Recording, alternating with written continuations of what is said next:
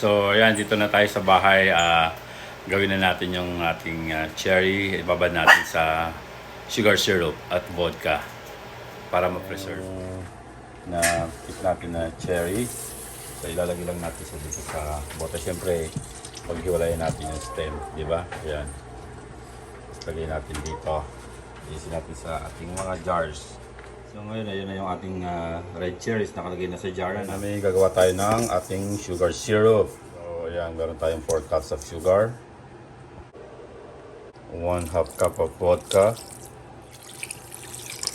at 4 cups of water. So even yung measurement niya, 4 cups of sugar, 4 cups of water, and 1/2 cup of vodka. Comic red food coloring, at least 3 drops.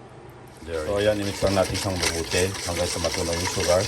Then yung vodka, kaya natin nilagyan siya mag-enhance o maglalabas ng flavor ng cherry. So ayan, pag tunaw na yung ating sugar, pwede na natin ilagay ang ating sugar syrup sa ating cherries sa jar. So ayan, tapos na ang ating preserved cherries na good for December.